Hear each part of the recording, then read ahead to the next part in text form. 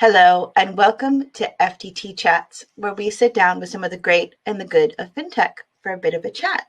I'm Liz Lumley, and today I'm speaking to Soren Rode Andersen of Danske Bank. How are you? I'm very good. How are you, Liz? Excellent. Yeah. But it's a wonderful, beautiful 28-degree day in London right now, so lots of sunshine. We're hoping things get Slightly better. colder in Scandinavia right now. We're heading into the colder weather. So we're going to start off with our first question that we ask everyone on our FTT chats, and that is, who are you and what do you do? Yeah, so my name is Søren Rode Andersen, and as you said, I work for Danske Bank as Chief Digital Officer. I'm Danish, as you can probably pick up on my accent, and I live just outside of Copenhagen. I'm extremely tech savvy, so I have all the gadgets you can imagine, and maybe it's because I'm a millennial. I don't know. I've grown up with phones my whole life, or maybe it's just because I'm a software engineer, and of course that gives me some quite interesting profile in that when I'm engaging with my employees and colleagues, then I can go into quite a bit of detail. Mm-hmm. So what do I do? Well, during the last 2 years, I primarily been focused on bringing our bank in Northern Ireland up to the same level of digitalization as we have in Scandinavia, and actually a bit above as well. Many people may not know, but Danske Bank is actually the largest bank in Northern Ireland as well. Mm-hmm. So we're not only a Scandinavian bank, we are also in the UK. So I've had the benefits of seeing both sides, so to say, both the UK and the Scandinavian side. During the last couple of years, we've done some pretty cool things at Danske Bank. We've replaced all of our digital channels, so now they're using the newest technology. We were among the first banks in the world to launch open banking. So we're going 2 years and 9 months strong now, experimenting with open banking, and we're also experimenting a lot within payments. So we were the second bank in the UK, for instance, to launch Fitbit Pay. We're the first to launch Garmin Pay, which we also have in Scandinavia, and we are using all sorts of cool technology like voice biometrics in our customer lines to ID customers and so on. And we've had some pretty amazing results, I think. We rank better than our competitors. And something that I'm especially proud of was that we were ranked the bank with the most responsible digital innovation last year, which is something I'm very proud of, because I've seen some of the other banks using digital mainly as a cost tool, and not to basically give good experiences for the customers. Mm-hmm. And in Denmark, we just ranked number 1 again, with as we did last year, as the number 1 digital financial services company. So I'm very proud of that as well. Excellent. No, I really like that you mentioned about responsibility. Which I think is a topic that's getting discussed a lot more, about technology and digital and the impact on people's lives and society. So, I mean, maybe with my next question, you can touch on this a little bit. I've seen you speak about this in previous interviews, and often people discuss with any sort of incumbent industry about bringing so-called startup principles into legacy incumbent banks, creating agile teams, putting teams together that create products like a startup. That's been talked about for a number of years. But I've been thinking about this recently, that a lot of these methodologies, like the lean startup, were kind of developed to create products that people are supposed to love. And banking is a trust business. How do you kind of balance that between banks that really kind of need to create products that people trust, but not necessarily love, with methodologies that kind of came from very different industries?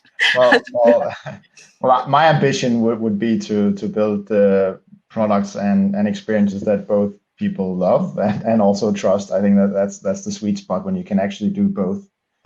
And I think we have been fairly successful in creating experiences where customers enjoy them, but also in a way so they trust us. And I think the way we manage to create good customer experiences is actually, if I look back during the last couple of years, it has actually been by learning from startups and tech giants. So we very much looked at what they do and how they do it, and we've tried to learn from them. So we've seen what challenger banks, for instance, have done and what customers like.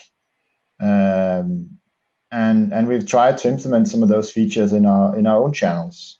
We've also looked at how the tech giants, how they operate and how they do their innovation and business models, and we've tried to deploy some of that as well. And some of the things I've seen been very successful is an almost insane customer focus, focusing on what would benefit our customers and would make them happy. And I think that really carries through the whole organization. A few years ago, we replaced our major KPIs with just an overarching KPI, which was customer satisfaction. And that really transformed, I think, the way that our organization started to focus more externally instead of internally. And then, of course, having agile, empowered team is almost, that's almost the standard today. And really deploying technology. So really learning from the tech giants and startups and trying to do things in a just as good way as they're doing things. I think that's what is required. But as you said, trust is really important as well. It's not only about creating really good customer experience; it's also about trust. And I think banks are in a very good position here. I know when we do surveys, we know that banks rank very high on the trust factor. There you have the government and the health industry, and then you have banks just below it in trust rankings, and it's something that is really benefiting us. And I mean, people have kept their money with us for years, and for some reason they're still in their account. So it's a hard-earned trust that we have, and it's something that we need to maintain and focus on. And we can really see also how hard it is when you don't have trust. And I think open banking, for example, has really shown us how hard it can be to generate or build a business when you don't have trust. We've seen so many fintechs with some of them very cool solutions, but they don't get used because when you download an app and you suddenly have to, I know that the model is secure and we build it in a secure way, but still it's a big barrier to put your username and credentials and password into an app that you just download, and you might not be familiar with the brand or the company. So we can see that's a big barrier for our customers to use third-party apps, and they do have the trust with the bank. We can see that, and they trust us when we're engaging with them.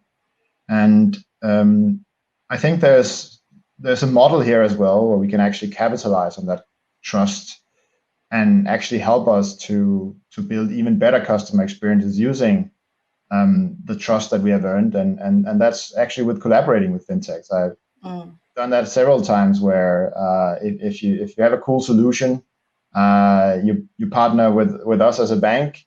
You can use us as a distribution channel. You can associate with a bank that people trust. Then you get a much larger distribution. Customers are more likely, or people are much more likely to trust you when you're partnered and backed by a bank. I think that there's a good model here where we can actually work with fintechs and for mutual benefit and for, of course, ultimately the benefit of the customers. So I think just to summarize that the trust and the customer experience are actually two things that go hand in hand. You can have an excellent product, but if you don't have trust, it's not going to get used. You can have an excellent product, and if you lose the trust, then you're also dead in the water. So so it's about having both trust and excellent products. It's definitely a journey. So my next question relates directly to the session that you'll be speaking at our upcoming virtual Nordics event on October 14th. Register now. And it was, and we spoke about this before, when I was sort of researching, putting together our Nordics event, I asked people from other parts of Europe, what they thought of when they thought of Nordic fintech. And most people I spoke to said, progressive and innovative, and the reduction of cash, conscious of impact on society. And then when I spoke to people from the region, specifically from banks, they came out with words like conservative and slow moving and unable to partner. And I was speaking to a friend of mine from Finland, and I said, is this some sort of Nordic conservative, like people are not bigging themselves up. And I wanted to look at where that disconnect in perception is, and where the reality of Nordic fintech actually is. So, I mean, why do you think there's kind of a disconnect between how people view the region and how people work in the region? Well, I think the region, or people in the region, has always been fairly adventurous. I'm not only talking about Vikings, but even today, fairly adventurous and also innovative. And my personal opinion is that Scandinavia, or the countries in Scandinavia, probably even push a little bit above what their relatively small population size actually should allow us to do. And if we look back in time, even I think you've seen some quite interesting innovations coming out of Scandinavia. You had the discovery of quantum mechanics by Niels Bohr. You have some pretty cool companies developing and building out of Denmark. You have Lego, now the largest toy manufacturer in the world. Brilliant idea, putting together some Lego bricks, and then you have something that can keep your children entertained for hours. You have Maersk, the largest shipping company, deploying technology, blockchain, really pushing the bar on that as well. I think we have some innovations coming out of Scandinavia, but at the same time, I can also see why you would have another opinion. And I think when you are in Scandinavia, you are also quite ambitious. You do expect things to work, and you're probably sometimes seeing the glass as being half full, half empty instead of half full, because you simply expect everything to just work. And the bar is probably higher here than you would see in many other regions of the world. And things aren't perfect. I think there's always an ambition here to remove roadblocks, make things work even better. And I think that's part of the reason why.